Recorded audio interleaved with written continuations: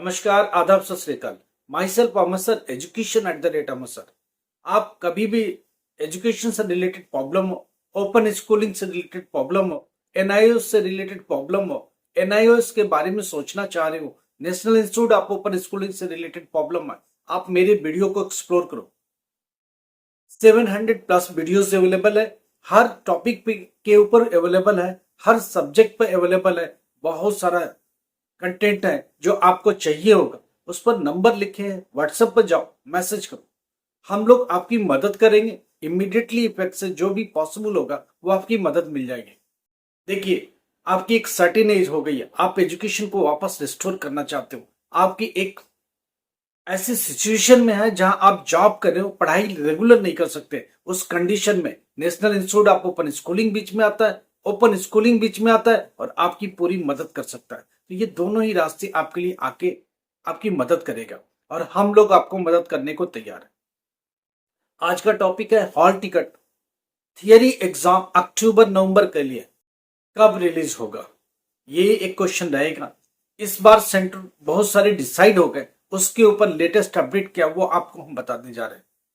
पहली बात की थियरी का हॉल टिकट 7th 8 ये दो डेट्स हैं क्रुशियल। अगर कोई टेक्निकल फेल्योर नहीं हुआ तो आपको रिलीज कर दिया जाएगा। 7 8 ये दो डेट्स बोर्ड ने बोले हैं कि 7 को कोशिश करेंगे, नहीं होता तो 8 को रिलीज कर देंगे। ठीक है, ये मैं मान के चलता। हमेशा ध्यान रखिए, जब बोलता बोर्ड तो एक दिन पहले भी लीजिए और 2 दिन आगे भी लीजिए, क्योंकि टेक्निकल प्रॉब्लम्स बहुत सारी हो सकती है। सिस्टम ठीक से ना चल रहा हो, सर्वर ठीक से काम ना कर रहा हो, इंटरनेट की प्रॉब्लम हो, ये सारी चीजें इसमें बीच में आती हैं। इन चीज को समझ के चलिए। आईटी डिपार्टमेंट के अपने काम है ये, उनको परमिशन दे दी गई कि 7th को रिलीज करेंगे। सेंटर्स बहुत सारे डिसाइड हो गए।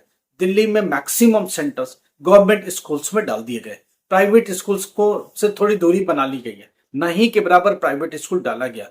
जहां बिल्कुल मजबूरी है, स्कूल्स नहीं है, सेंटर्स नहीं है, उन्हीं एरियाज में प्राइवेट को दिया गया, अदरवाइज सारा गवर्नमेंट को दे दिया गया।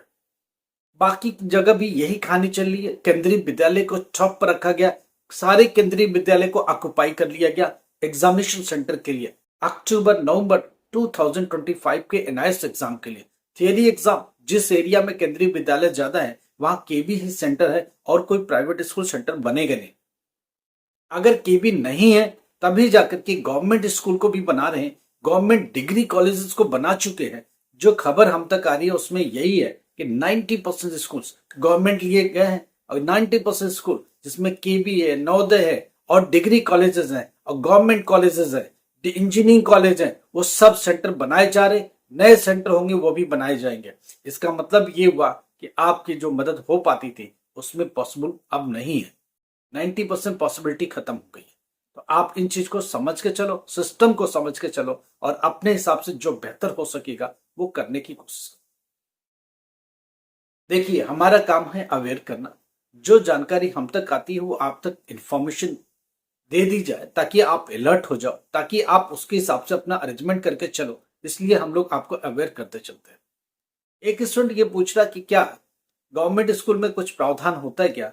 देखिए, नहीं के बराबर होता है।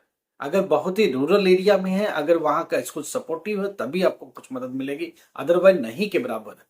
गवर्नमेंट स्कूल, गवर्नमेंट टीचर ये सब नहीं चाहते, क्योंकि लाखों रुपए सैलरी है, तो इन छोटे से कामों के लिए वो नहीं आना चाहते, छोटे से कामों को नहीं करना चाहते। तो आप इन चीज को समझिए। अब जो भी होगा बेहतरी के लिए होगा कि सिस्टम धीरे धीरे रिवैम्प होगा और नए सिरे से सिस्टम रीअलाइन होगा। गवर्नमेंट भी यही चाहती है, बोर्ड भी यही चाहता है। देखिए, पैटर्न की जहां तक बात है, अप्रैल वाला ही पैटर्न आगे बढ़ेगा। समझ रहे बात को? अप्रैल के पैटर्न में कोई बदलाव नहीं है, एग्जामिनेशन सिस्टम में अभी कोई बदलाव नहीं है। हाँ, इवोल्यूशन में इस बार थोड़ी सी बात हो रही है, लगातार टीम बैठ रही है, इसके ऊपर काम कर रही है। इस बार का जो एग्जाम रहेगा उसकी इवोल्यूशन पर क्या करेंगे, अभी प्रिलिमिनरी बात हो रही है, क्योंकि एग्जामिनेशन स्टार्ट होगा और जब कॉपियां इवोल्यूशन के लिए आएगी तब उसका सिस्टम लागू होगा। इस बार होने वाली इवोल्यूशन आंसर शीट की चेकिंग के ऊपर क्या बातें हो रही है और कैसे इस बार कॉपियां चेक होने वाली है, उसके ऊपर प्रिलिमिनरी बातचीत हो रही है। तो जो बातचीत हुई उसके बारे में मैं आपको बताता हूँ। इस बार जो कॉपी चेकिंग होगी उसमें ये बोला जा रहा है कि पहली बात कि अगर 14 को पेपर स्टार्ट हो रहा है, आपको भी पता है कि 14 अक्टूबर से पहला पेपर स्टार्ट होगा। कब जाएगा? कब इसकी कॉपी चेकिंग होगी? 1 वीक के बाद ये कॉपी खुलनी चाहिए, मैक्सिमम 10 डेज के बाद ये कॉपी इवोल्यूशन स्पॉट पर आ जाएगी। 7 डेज पर इवोल्यूशन स्पॉट पर आएगी, 10 डेज पर ये कॉपी ओपन हो जाएगी, इवोल्यूशन स्टार्ट हो जाएगा। तो 14 अक्टूबर की कॉपी 24 अक्टूबर को ओपन होगी इवोल्यूशन के लिए। अगर 15 को जो पेपर है वो कब होगी? 25 को। 10 डेज के बाद कॉपियां ओपन हो जाती हैं इवोल्यूशन के लिए, 7 डेज स्पॉट तक पहुंचती हैं। उसके बाद काउंटिंग और उसका फर्दर इस ए अलग करना, बी अलग करना, सी अलग करना। आपको पता है कि जो पेपर का कोड होता है ए बी सी, 3 कोड्स अगर हैं तो तीनों सेपरेट किए जाएंगे। सेपरेशन का काम 7 डेज के बाद स्टार्ट होता है। 10th डेज कॉपी को ओपन कर दिया जाता है इवोल्यूशन के लिए। अब इवोल्यूशन की टीम उस पर काम करेगी, जो सब्जेक्ट एक्सपर्ट्स है वो सब बैठेंगे और उन कॉपियों को चेक करेंगे, इवेलुएट करेंगे कि बच्चे ने क्या लिखा, क्या मार्क्स होना चाहिए। टीचर के हाथ में वो क्वेश्चन पेपर होगा और साथ में एक सॉल्यूशन होगा जो बोर्ड प्रोवाइड करेगा। अब उस सॉल्यूशन से मैच करेंगे। जो एमसीक्यूज है डायरेक्ट ए बी सी लिखा होगा, वर्डिंग आंसर लिखी होगी, तो वो सब वो लोग चेक कर लेंगे कि अगर वो सब है तो मिलेगा। उसके बाद बाकी चीजें 2 मार्क्स का है, 3 मार्क्स का है, 4 मार्क्स का है, 5 मार्क्स का है, उसको टीचर को राइट होता अपने हिसाब से देखने का। बट आंसर्स कुछ लिखे रहते, मोटा मोटे लिखे रहते, डायग्राम है तो बन के आएगा, ग्राफ है तो उस पर बन के आएगा, उसके अकॉर्डिंग टीचर फिर चेक करता है।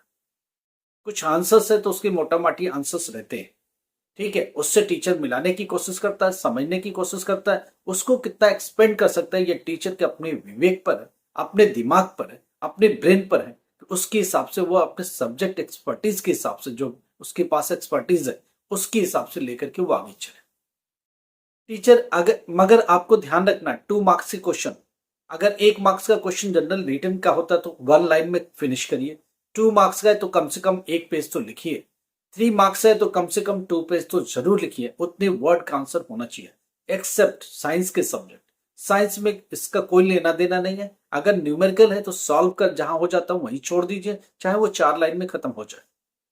अगर मैथमेटिक्स है वो 1 पेज में भी खत्म होता है तो आपको वही छोड़ना है, उसमें कुछ एडिशन सब्सट्रैक्शन नहीं करना है। तो ये चीज दिमाग में रखिए। साइंस और मैथमेटिक्स ये 2 सब्जेक्ट छोड़ दें। साइंस का मतलब फिजिक्स भी होता है, केमिस्ट्री भी होता है, बायोलॉजी में थोड़ा एक्सपेंशन की गुंजाइश होती है, but to the point, correct point जितना होता है उतना ही लिखने की गुंजाइश होती है। हिस्ट्री लिख रहे हो, ज्योग्राफी लिख रहे हो, अगर पॉलिटिकल साइंस लिख रहे हो, सोशियोलॉजी लिख रहे हो, सोशल साइंस लिख रहे हो, हिंदी और इंग्लिश लिख रहे हो, तो इसमें एक्सटेंशन की गुंजाइश होती है। आप एक्सपेंड कर सकते हो, जितने मार्क्स का सब क्वेश्चन है उसके अकॉर्डिंग आप एक्सपेंशन दे सकते हो। टॉपिक को थोड़ा आगे करो, एलेबोरेट कर सकते हो, थोड़ा आगे बढ़ा सकते हो, अपने हिसाब से जा सकते हो।